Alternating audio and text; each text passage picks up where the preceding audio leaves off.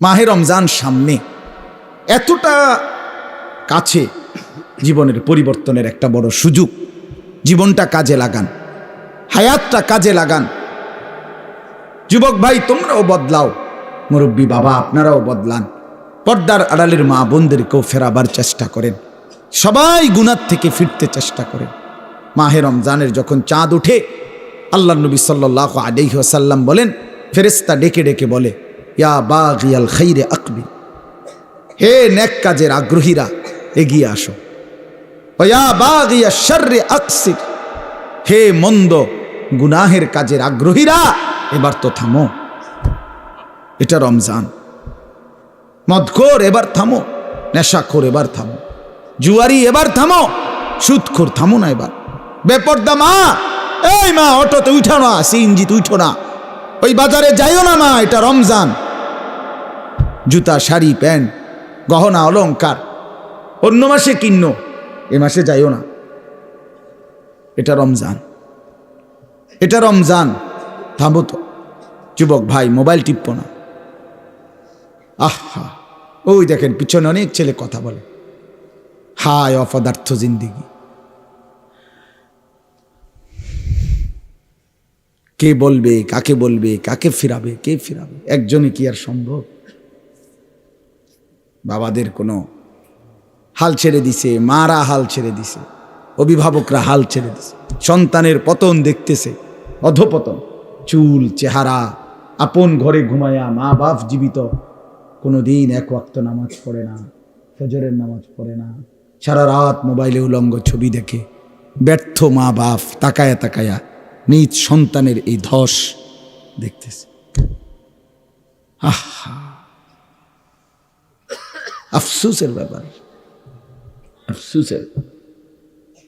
আপন স্বামী নিজের ব্যর্থতার কারণে নিজের স্ত্রীর বেপরদিগি দেখতেছে, কিছুই করতে পারতেছে না, মনে হয় যেন সে ব্যর্থ কাপুরুষ। বউটা ডেলি বেডি বাজারে যায়, মার্কেটে যায়, রঙ্গরসে হাসে, কথা কয়, টাইট কাপড় পরা, বোরখা নামের একটা টাইট জামা পরে রাখছে, লাল নীল হলুদ কমলা বেগুনি। স্বামী বেচারা অপদার্থের মতো, অসহায়ের মতো তাকায় আছে। আস্তাগফিরুল্লাহ। এই পর্যন্ত কোন ইমানদারের বউ বেপর্দার সুযোগ দেয় নাই, এই কারণে কোন ইমানদারের বউ যায় নাই, কাপুরুষের বউ যায়। এই পর্যন্ত যত বেড়ি বাগছে আরেক বেড়া লইয়া, আগের থেকেই অপদার্থ যে বেড়া, এবড়ার বউ ভাগ্যে গেছে। কথা বুঝছেন?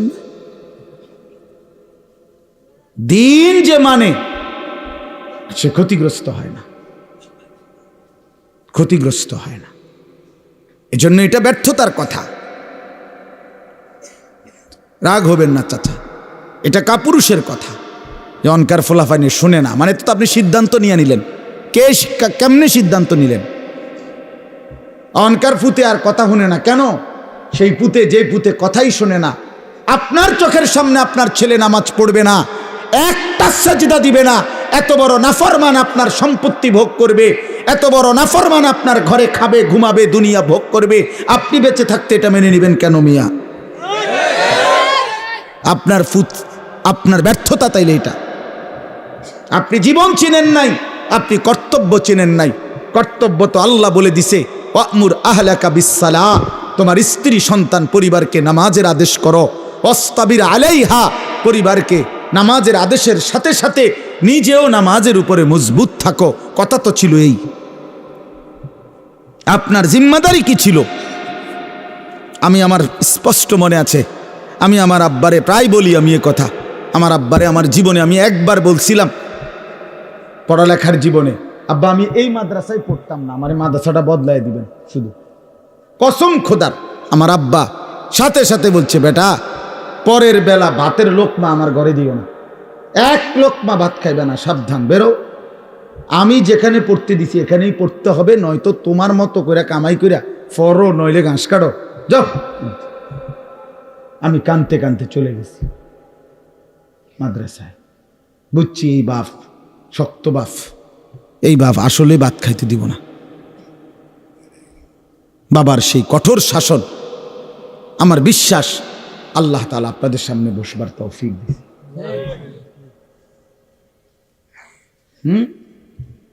আমার জীবনের সার্থকতা কি? আমার স্ত্রী সন্তান যদি ধ্বংস হয়ে যায়, সোফা দিয়ে আমি করব কি? খাট দিয়ে আমি করব কি?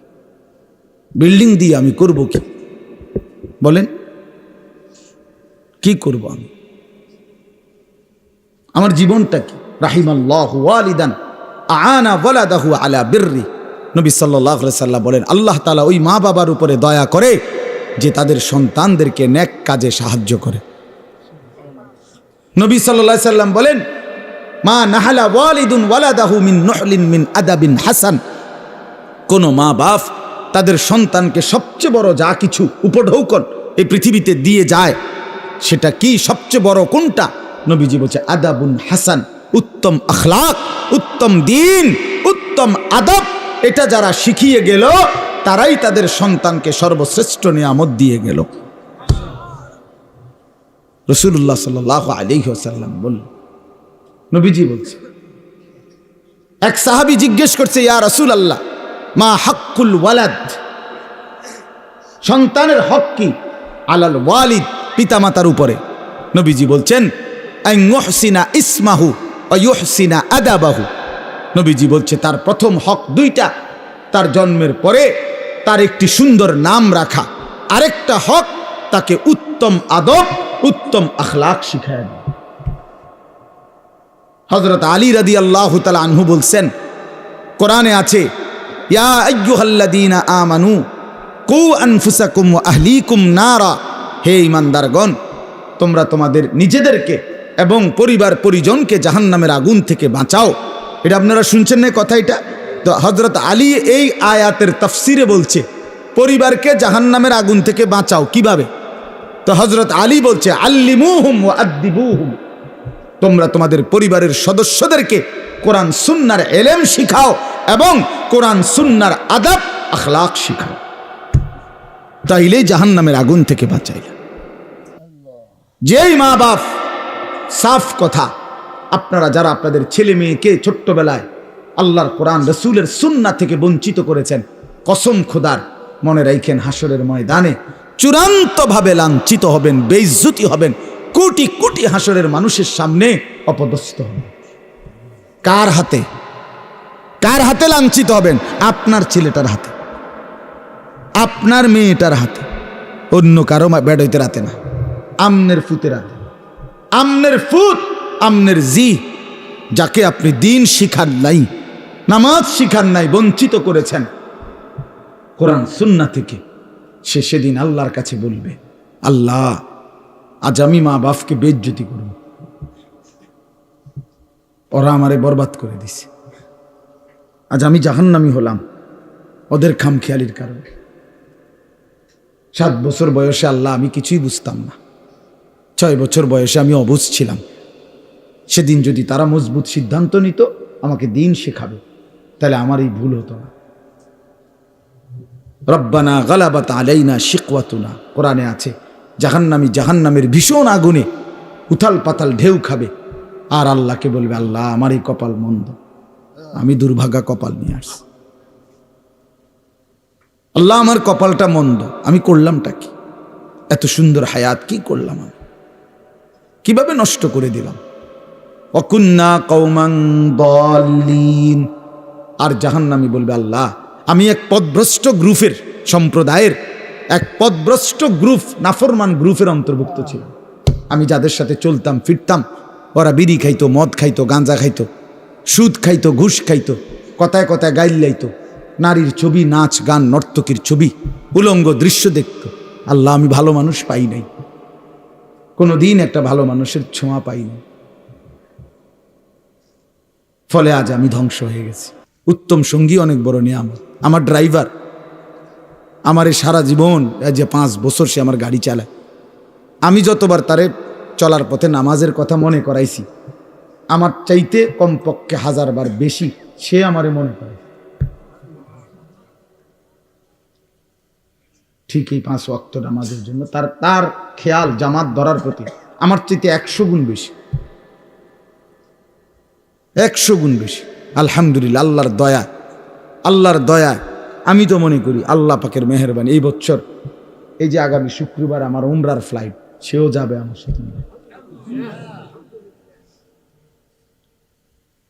বলছে আমি কেমনে যাবো, আমি কেমনে যাবেন চাইবেন, কেমনে যাবেন আল্লাহ ব্যবস্থা করবে। সে যাবে ইনশাআল্লাহ, তারও ফ্লাইট আমার সাথে, আমার শায়েখের সাথে। এই জন্য বললাম, জাহান্নামী বলবে আল্লাহ আমি ভালো মানুষ পাই নাই। যুবক ছেলেরা আফসোস করবে এই অসৎ বন্ধুর জন্য, যে তোমারে নারীর ছবি, নাচ গান আর বিকৃত হাসি দিয়ে নষ্ট করে দিছে। তোমারে কোনো মেয়ের সাথে লাইন করায় দিছে, তোমারে কোনো জুয়ার আড্ডায় শিখায় দিছে, তোমারে কোনো মদের আড্ডায় নিয়ে গেছে। মাথা নোয়াইও না, মাথা নোয়াইলে কি লাভ হইবে? আমার থেকে বাঁচে গেলে তো লাভ নেই, আল্লাহর থেকে বাঁচবে কিভাবে সেটা ভেবে দেখে। আমি তো এমনিই চলে যাব, একটু পরে আমি চলে যাব না, আপনারা আপনাদের পথে চলে যাবেন না, তো কে কার কাছে আটকায়? কিন্তু আল্লাহর কাছে। এই জন্য আজকে রমজান সামনেই, আমরা সবাই মিলে নিয়ত করি আমরা বদলাবো ইনশাআল্লাহ। মান লাম ইয়াদা কাওলা যুর ওয়াল আমালা বিহি ফালাইসা লিল্লাহি হাজাতুন আন ইয়াদা তাআমাহু ওয়া শারাবাহু। নবী সাল্লাল্লাহু আলাইহি ওয়াসাল্লাম বলেন, যে ব্যক্তি রমজান পেল, রোজা রাখলো, অথচ মিথ্যা কথা, মিথ্যা আচরণ, অন্যায়, অশ্লীলতা, চুরি, ডাকাতি, গুনাহের আচরণ ছাড়তে পারলো না, রাসূল বলেন হায় নাফরমান, তোমার এই খাদ্য আর পানীয় থেকে বিরত থাকার কোনো প্রয়োজন আল্লাহর কাছে নাই। আল্লাহ ভাতের অভাবে, পানির অভাবে তোমারে রোজা রাখতে বলে নাই, তোমারে জান্নাত দেওয়ার জন্য রোজা রাখতে বলছিল। তোমারে বলছে লাআল্লাকুম তাত্তাকুন, তোমারে বলছে আমি মুত্তাকি বানাবো বান্দা তোকে, তোর ঈমান আমি নিলাম বান্দা। ইয়া আইয়ুহাল্লাযীনা আমানু, হে ঈমানদারগণ, মানে হলো বান্দা আমি তোমার ঈমান নিলাম, এবার আমি তোমাকে তাকওয়া দেব, লাআল্লাকুম তাত্তাকুন। তাইলে মাঝখানে একটা মাস সময় নিলাম, ঈমান তোমার গ্রহণ করলাম, তাকওয়া তোমাকে দেব। ঈমান আর তাকওয়া হবে, তোমার ঠিকানা হবে সরাসরি জান্নাত। যে মুত্তাকি সে জান্নাত, যে মুত্তাকি সে কি? উইদ্দাত লিল মুত্তাকিন। আল্লাহ বলছে জান্নাত বানানোই হয়েছে মুত্তাকিদের জন্য। আল্লাহ বলে আমি একটা মাস সময় নিলাম, 30টা দিন বান্দা গুনাহ ছেড়ে দাও, আমার ইবাদতে ডুবে যাও, লেগে যাও। 30 দিনের মাথায় আমি তোমারে মুত্তাকি বানাবো, জান্নাতি বানাবো। ঈমান তোমার পাসপোর্ট, তাকওয়া তোমার ভিসা। পাসপোর্ট নিলাম রোজার আগে, ঈমান নিলাম, একটা মাস রোজার মাস, গুনাহ থেকে বাঁচবা, ইবাদতে লাগবা। 30 দিনের মাথায় আমি আল্লাহ ঈমানের পাসপোর্টে তাকওয়ার ভিসা লাগায় দেব, জান্নাতের ফ্লাইটে উঠায় দেব। ঈদের দিন ফ্লাইট। ফ্লাইট কোন দিন? ঈদের দিন ফ্লাইট। ঈদের দিন ফ্লাইট, 1 মাসে ফ্লাইট, 1 মাসে 31 দিন যাব না, হয় 30, নয় বার লাগলে 29, মাগার 31 লাগবে না। 31 রোদ হোক, বৃষ্টি হোক, শীত হোক, গরম হোক, ফ্লাইট কোন দিন? ঈদের দিন, জান্নাতের ফ্লাইট। হাদিসে আছে ঈদের দিন আল্লাহর নেয়ামত প্রাপ্ত জান্নাতি বান্দা, রোজাদার যখন আল্লাহর ইবাদত, ঈদের নামাজ পড়ে, তো ফেরেশতারা ডেকে বলে, যাও আল্লাহর বান্দা, খুশি খুশি যাও, কাদ গাফারাল্লাহু লাকুম, আল্লাহ তোমরে পুরা মাফ করে দিছে, যাও খুশি খুশি। ফারজিউ রাশিদিনা ইলা রিহালিকুম, যার যার ঘরে খুশি খুশি দিলে সন্তুষ্ট চিত্তে ফিরে যাও, যাও রেডি হও জান্নাতের জন্য, প্রস্তুতি নাও। এজন্য ইনশাআল্লাহ রমজানকে কাজে লাগাবো, ঠিক আছে ইনশাআল্লাহ? বলেন ইনশাআল্লাহ। দেখেন আল্লাহ স্পষ্ট বলছে 5টা আয়াতে, কোরআনুল কারীমের সূরা বাকারার 183 নম্বর আয়াত থেকে 187, 5টি আয়াতে রোজার কথা, রমজানের কথা বিস্তারিত বলছে। বলে আল্লাহ লাস্ট বলছে, কাযালিকা ইউবায়্যিনুল্লাহু আয়াতিহি লিন-নাস। আল্লাহ বলে বন্ধু, আমি এভাবেই পরিষ্কার করে আমার বান্দাদের জন্য আমার আয়াত, আমার বিধান, আমার কথা স্পষ্ট করে বলে দিলাম, লাআল্লাহুম ইয়াত্তাকুন, যেন সকলেই মুত্তাকি হতে পারে, জান্নাতি হতে পারে। এটা হলো 187 নম্বর আয়াত। কথা শেষ করছে কথা। আল্লাহ বলছে, আল্লাহ বলছে বান্দা আমি সবচেয়ে কমাইছি, সবচেয়ে সহজ করছি, সবচেয়ে ছোট করে আনছি রোজা শুধু তোমাদের জন্য। আখিরি নবীর উম্মত তোমরা, আমার আখিরি বন্ধুর উম্মত, তোমাদের জন্য আমি সবচেয়ে সহজ করছি রোজা। রোজা পূর্ববর্তী জাতির, যারা পূর্ববর্তী জাতি, তাদের রোজার নিয়ম কানুন, রোজা ছিল সবার, কিন্তু নিয়ম কানুনের মধ্যে বিপরীত ছিল। বিশেষ করে আমাদের নবী সাল্লাল্লাহু আলাইহি সাল্লামের সাহাবায়ে কেরামের আমলে তাফসীরে আছে স্পষ্ট, ওলামায়ে কেরাম জানে, যখন রোজা ফরজ হয়েছে, মজার কথা শুনেন, যখন রোজা শুরু হয়েছে সাহাবীদের জামানায়, তখন রোজা কেমনে রাখত? নিয়ম ছিল সন্ধ্যাবেলায় ইফতার করার পরে, ইফতার করে না সূর্য ডুবলে, তো এই সময় ইফতার করার পরে এই বাকি যে রাতটা, এই রাতে যতক্ষণ সজাগ থাকবে প্রথম, এতক্ষণই খানা দানা, স্ত্রী মিলন এগুলো করতে পারবে। কিন্তু যদি ঘুমাইয়া যায় 10 মিনিটের লাগেও, 1 মিনিটের লাগেও, শুইয়া লাইলে চোখ বন্ধ, ঘুমা এসে গেলে পরের দিনের রোজা শুরু। হ্যাঁ, এটাই বিধান। নবীজির জামানায়, সাহাবীদের জামানায় প্রথম শুরু হয়েছিল এভাবে, রোজার বিধান ছিল এভাবে। এরপরে ঘুমের থেকে উঠা আর খানার সিস্টেম নেই। এক সাহাবী হযরত কাইস ইবনে সারমা আনসারী সাহাবী, উনি এরকম সারাদিন রোজা রাখছে, রাইখা সন্ধ্যাবেলা ইফতারের টাইমে ঘরে আসছে। স্ত্রীকে বলছে ইফতার কিছু আছে কি? স্ত্রী বলছে কিছুই নাই ঘরে, আপনি একটু অপেক্ষা করেন, বসেন, আমি পাশের বাড়ির থেকে কিছু খাবার বা কিছু নিয়ে আসি। স্ত্রী গেছে পাশের ঘরে, কিছুটা তাদের কাছ থেকে খাবার ধার নিয়ে ঘরে আসছে। আইসা দেখে ওনার স্বামী সারাদিন ক্লান্তিতে মেহনত করে আসছে, একটু কাইট হয়েছিল, ঘুমায় আসছে। এখন স্ত্রী তো ঘুম থেকে জাগায় বলতেছে ইন্নালিল্লাহ, আপনার তো রোজা শুরু হয়ে গেছে। বুঝা, হ্যাঁ, আমি আর কি করব এখন? তার কিছুই খাইতে পারে না। তো আজকের সারাদিন উপাস, সারা রাত উপাস, পরের দিন দুপুরবেলা এই সাহাবী বেহুশ হয়ে গেছে, আর উঠতে পারতেছে না। কেন? লাগাতার এই কষ্ট। কথা বুঝছেন কিনা? এখান দিয়ে 12, হেন দিয়ে 12, 24 ঘন্টা, আরো ওহেন দিয়ে ধরেন আপনি 6-7 ঘন্টা, প্রায় 30-32 ঘন্টা পরে উনি কি হয়ে গেছে? বেহুশ হয়ে গেছে। নবী সাল্লাল্লাহু আলাইহি ওয়াসাল্লামের কাছে জানানো হয়েছে। আরেক সাহাবী রাত্রিবেলা ঘুম থেকে উঠে বেখেয়ালে ওনার স্ত্রীর সাথে মিলিত হয়েছে, তো ওনারও বড় ক্ষতি হইল, কারণ রোজা তো শুরু হয়ে গেছে। এই দুইজনের দুই বিষয়ের কারণে আল্লাহ তাআলা বলছেন, বন্ধু ঠিক আছে, চলেন আরো কমায়, আপনাকে যে আমি ভালোবাসি। আল্লাহ বলছেন, বন্ধু আপনাকে যে খুব পছন্দ করি, আপনার উম্মত তো আপনাকে ভালোবাসলে আপনার সাথে যা কিছু সব কিছুকেই আমি ভালোবাসি। আপনার উম্মতকেও ভালোবাসি, আপনার গায়ের চাদরকে ভালোবাসি, আপনার গায়ের কম্বলকেও ভালোবাসি। কোরআনে আছে ইয়া আইয়ুহাল মুজাম্মিল, ইয়া আইয়ুহাল মুদ্দাসসির। নবীজি কখনো চাদর গায়ে দিছেন, আল্লাহ বলছে হে চাদর পরা নবী। নবীজি কম্বল গায়ে দিছেন, তা আল্লাহ বলছে হে কম্বল পরা বন্ধু আমার। তার মানে কি? এটা কেমন মায়ের কথা? এই রুমালওয়ালা ভাই, আমরা বলি না এটা? আল্লাহ যেন বলছে, বন্ধু আপনার সাথে যা লাগে সব আমার কাছে প্রিয় হয়। চাদরও দামি, কম্বলও দামি। আয় হায়, যদি চাদর দামি হয়, কম্বলও দামি হয় নবীর সাথে, আপনি আমি লাগলে কি পরিমাণ দামি হব? তাহলে কেন দাড়ি কাটেন? দাড়ি কাটেন কেন বাপ? কাইটেন, এটা অভদ্রতা, অসুন্দর। পৃথিবীর কোনো গবেষক, দার্শনিক, পণ্ডিত, বুদ্ধিজীবী, কাফের, মুশরিক, বেঈমান, ইহুদি, খ্রিস্টান, নাস্তিক, মুরতাদ, হিন্দু, বৌদ্ধ, পৃথিবীর কেউ, কোনো গবেষক, আমি চ্যালেঞ্জ করলাম, কোনো বুদ্ধিজীবী, কাফেরও আজ পর্যন্ত গবেষণা করে প্রমাণ করতে পারে নাই যে দাড়িওয়ালা চেহারার চাইতে শেবওয়ালা দাড়িবিহীন চেহারা সুন্দর, হ্যান্ডসাম। এটা কি যুক্তিতে, কি গবেষণাতে, কোন মেশিনে ধরা খাইছে? এটা কথা বোঝেন নাই আপনি?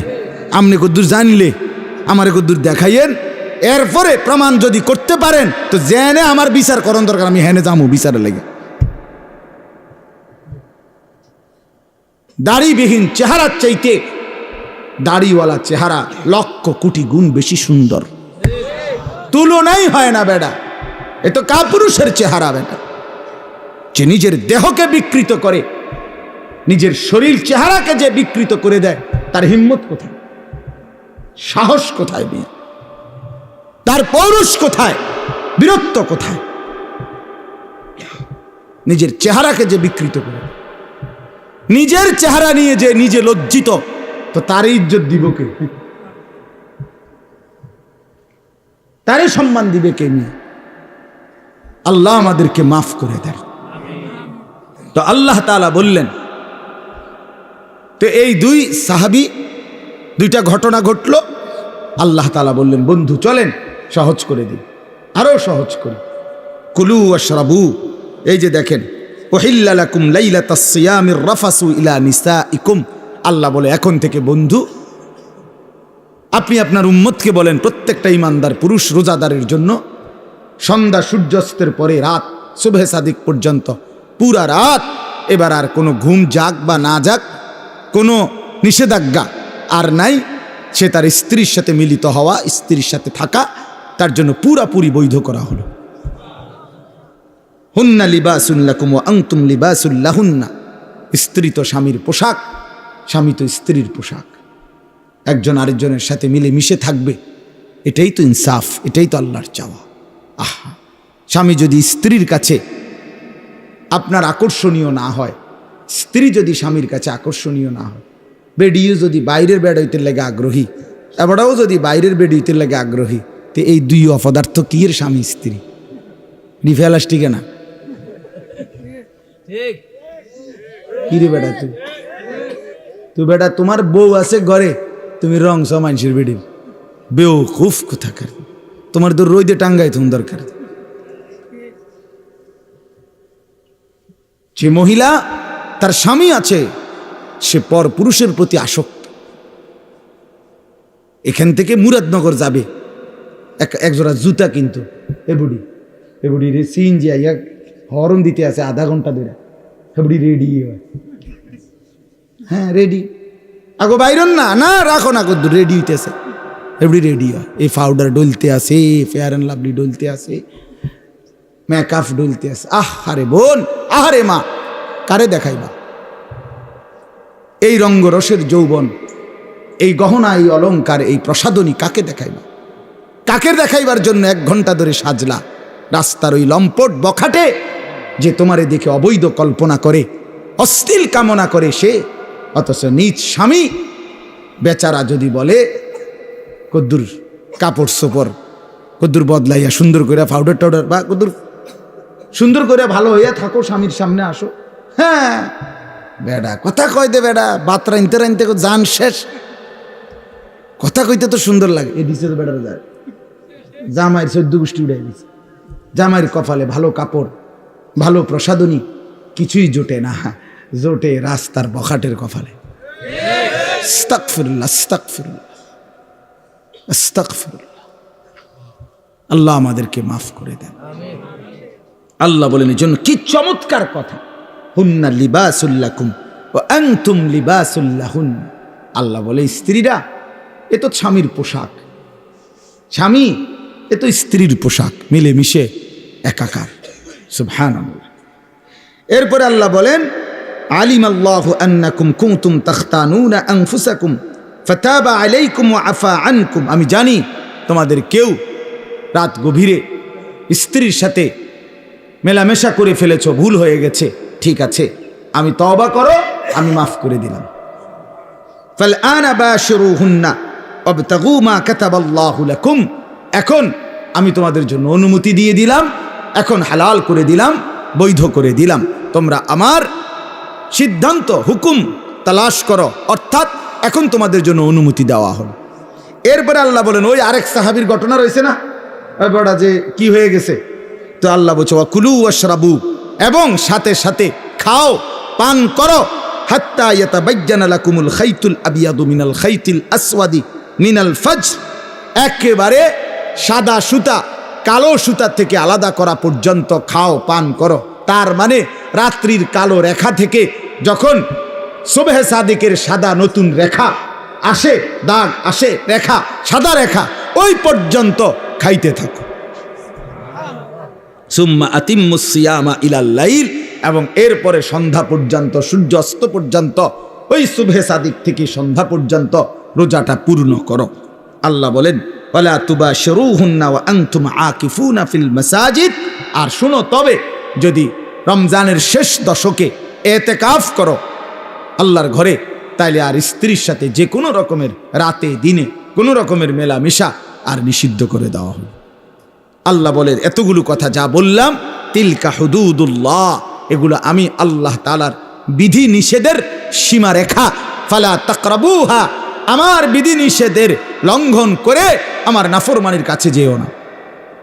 কাযালিকা ইউবায়্যিনুল্লাহু আয়াতিহি, আল্লাহ বলেন এভাবে আমি পরিষ্কার করে তোমাদের কাছে সব বলে দিলাম, লাআল্লাহুম ইয়াত্তাকুন, যেন বাস্তবিক অর্থে মুত্তাকি হতে পারো, জান্নাতি হতে পারো। এজন্য বাপ, আমাদের জন্য আল্লাহ তাআলা সবচেয়ে সহজ করে দিয়েছেন রমজান, অনেক কমাই আনছেন। কোরআনে আছে ইউরিদুল্লাহু বিকুমুল ইউসরা ওয়ালা ইউরিদু বিকুমুল উসর। আল্লাহ বলেন আমি তোমাদেরকে সহজ করতে চাই, কঠিন করতে চাই না। অতএব আমাদের জন্য আল্লাহই সহজ করেছেন, সহজ করেছেন আমাদের জন্য। সুবহে সাদিক থেকে সূর্যাস্ত পর্যন্ত খাদ্য পানীয় স্ত্রী মিলন থেকে বিরত থাকতে বলছেন। আর সারা বছরের মতো চলমান গুনাহ বাঁচতে বলছেন, ইবাদতে লেগে থাকতে বলছেন। তাইলে অতিরিক্ত আহামরি খুব কঠিন কোনো বোঝা আমাদেরকে চাপায় দিছেন। রমজান মানে কি 50 কেজি চালের বস্তা কান্দে লইয়া দাঁড়ায় থাকা? রোজা মানে কি সিমেন্টের বস্তা একটা লইয়া খাড়ায় থাকুন নাকি? তাইলে এখানে কঠিন কি? এটুকু রোজা যদি আমরা পালন করতে না পারি, এত বড় সুযোগ, জান্নাতের দরজা খোলা, জাহান্নামের দরজা বন্ধ, রহমতের দুয়ার খোলা, শয়তানকে শেকলে বন্দী। আল্লাহর নবী বলছে একটা নফল একটা ফরজের সমান, একটা ফরজ 70টা ফরজের সমান। শুরুটা রহমত, মধ্যখানটা মাগফিরাত, শেষটা নাজাত। এক একটা নেকি বাড়তে বাড়তে আল্লাহ তাআলা নিজের হাতে নেকি ফেরেশতাকে দিয়ে না লিখিয়ে নিজে লেখেন। এত কথা, এত কথা, এত কথা, এত ফজিলত, এত কিছু নবীজি বললেন আমার বাপ, আমার ভাই। এরপরেও যে ব্যক্তি রমজানের কদর করল না, তার উপরে আল্লাহর লানত, ফেরেশতার লানত, মুহাম্মদুর রাসূলুল্লাহর লানত। তোর রূপে খোদার গজব পড়ুক, তোর রূপে খোদার লানত পড়ুক। হ্যাঁ, এটা আমি বলি না, এটা জিব্রাইল বলে গেছে নবীকে। কি জিব্রাইল বলছে নবীজির কাছে রমজানের লাস্টে আইয়া বলছে, নবী এত বড় রমজান, আপনার এত কাকুতি মিনতি, আপনার এতগুলো ফজিলতের কথা শোনার পরেও আপনার যেই নাফরমান উম্মত রমজানকে কদর করলো না, তার উপরে আল্লাহর লানত, আমি জিব্রাইলের লানত, ফেরেশতার লানত। নবী বলছে আমিন।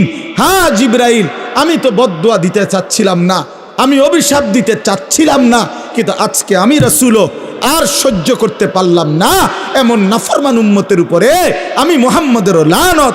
আমিন, আমিও মেনে নিলাম। যা যা বেঈমান, যা তুই মোবাইলে টিপ, যা তুই নারী নিয়েই থাক, তুই সুদের আড্ডা, ঘুষের আড্ডা, যা তুই বিড়ির আড্ডাতেই থাক, যা, ঠিক আছে, তুই জীবন এভাবেই শেষ কর, যা না ফরমান, ঠিক আছে। দুনিয়াই তো ভোগ করবি না, তো 60 বছর 70 বছর। এরপরে আবু জেহেল দুনিয়াতে মাটির উপরে মাতবরি করছে কতদিন, মাটির নিচে পড়ে আছে আজ কতদিন? এই মিয়া বলেন না কেন? ফেরাউন মাটির উপরে ছিল কতদিন, আজ মাটির নিচে কতদিন? নমরুদ মাটির উপরে ছিল কতদিন, মাটির নিচে কতদিন? নূহ আলাইহিস সালামের উম্মত মাটির উপরে অহংকার করছে কতদিন, মাটির নিচে পড়ে আছে আজ কতদিন? এজন্য এটা হিসাব করেন, ভাবতে শিখেন। ছেলেরা তোমাদেরকেও বললাম, একটা ছেলেও যদি বোঝে আলহামদুলিল্লাহ, না বুঝলেও আমাদের কোনো হতাশা নাই, কারণ ফেরিওয়ালার কোনো হতাশা নাই। ফেরিওয়ালা তার পণ্য বিক্রি হোক বা না হোক, সে ফেরি করতেই থাকে, ফেরিওয়ালা বলতেই থাকে।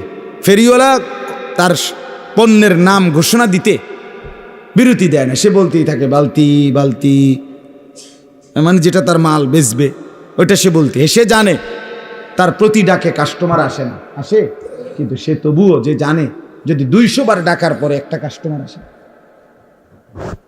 এজন্য ফেরিওয়ালা হতাশ হয় না। এজন্য আল্লাহর পথে যারা ডাকে তাদের কোনো হতাশা নেই, তারা ফেরিওয়ালা, বলতেই আছি বলতেই আছি।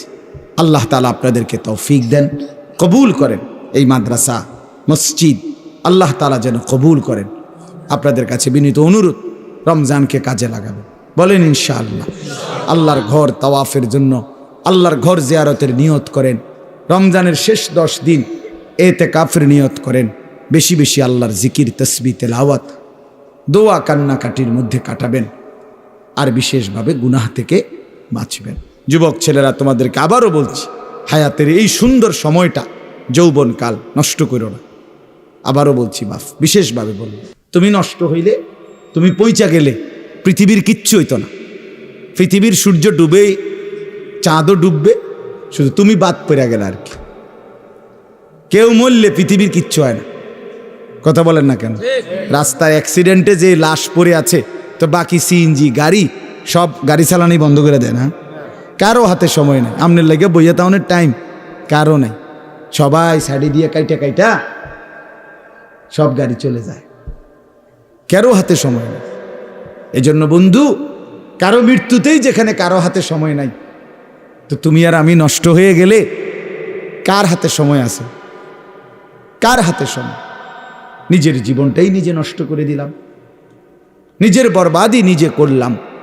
এজন্য শেষ পর্যন্ত কবরে আমি একাই, হাসরে আমি একাই, ফুলসেরাতে আমি একাই। কাজেই আমার বুঝ আমাকেই করতে হবে।